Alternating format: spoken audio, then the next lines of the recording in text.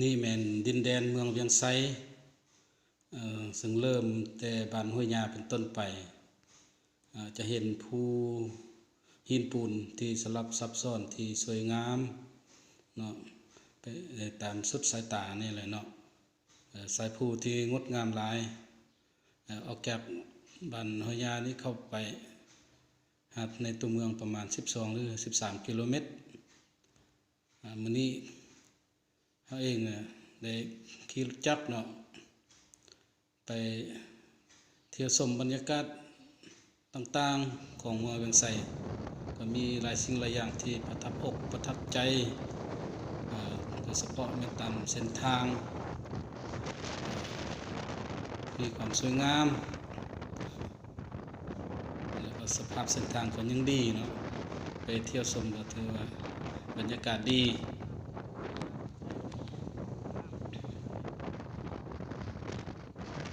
จะเห็นหอมภูหน่วยภูเนาะเส้นทางสุดสายตาเป็นทิวทัศน์ธรรมชาติที่สวยงามดังบรรดาท่านที่ได้เห็นตามรูปภาพนี่แหละเนาะเห็นหมู่บ้านต่างๆตามเรียบ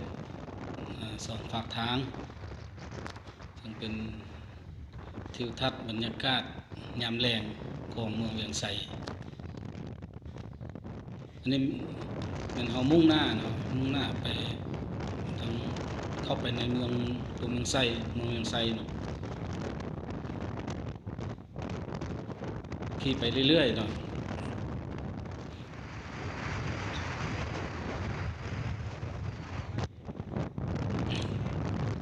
อันนี้เป็นภูหินปูน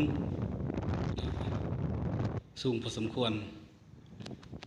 แล้วก็มีความสวยงาม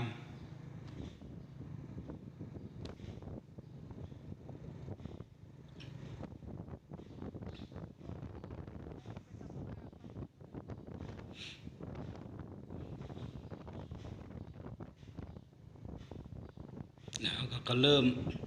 สิก้าวเข้าสู่ในเท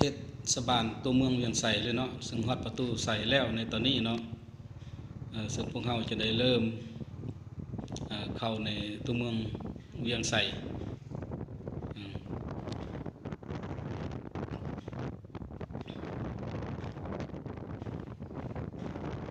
ตัวเมืองเวียงไสซึ่งเป็นตัวเมืองที่อยู่ตามหอมภูหอมผาเนาะที่สวยสดงดงามอันนี้เราเข้าไปในเมืองแล้วอันนี้เป็นในขอบเขตอนุสาวรีย์ของท่านไกรสอนพรหมวิหารเนาะเราจะขี่รถอ้อมไปนี่แล้วก็สิเข้าไปเยี่ยมชมบรรยากาศทางในของหอพิพิธภัณฑ์ไกรสอนพรหมวิหารเลยเนาะเราจะขี่อ้อมไปเรื่อยๆ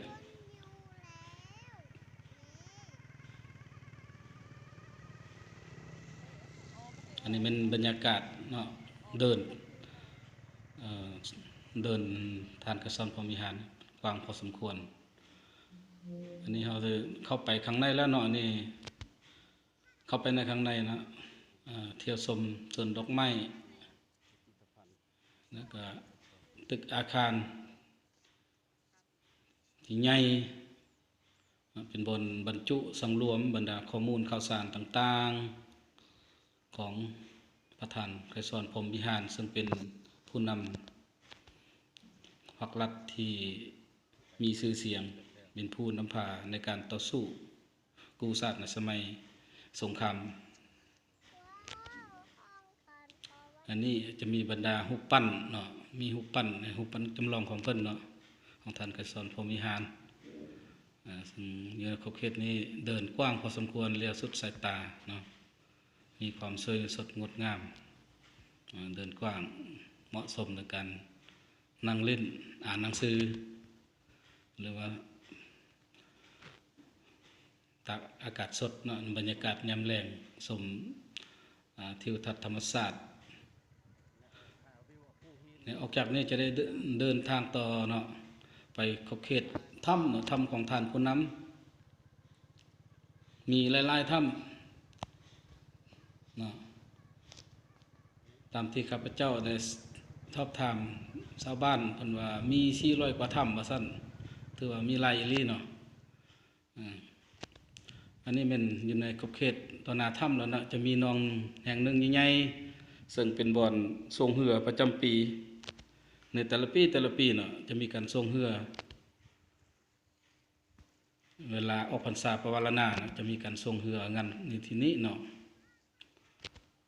นี่มันบริเวณบรรดาภูหรือถ้ำเนาะของท่านผู้นำที่อยู่อ้อมรอบบริเวณแคมหนองใหญ่บึงใหญ่นี้เนาะจะมีทำท่านผู้นำท่านคำไตสิบพันตอนทำสุภานุวงศ์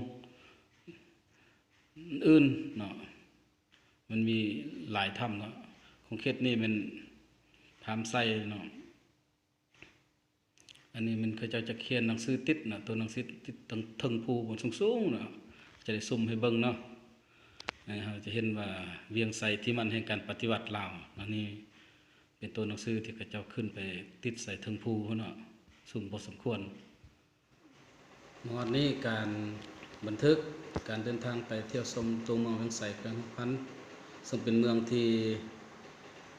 มีชื่อเสียงทางด้านประวัติศาสตร์และธรรมศาสตร์ที่สวยสดงดงามมีหลายสิ่งหลายอย่างที่พวกเราจะต้องได้ไปค้นคว้าเรียนรู้สิ่งลึกลับหลายอย่างซึ่งเป็น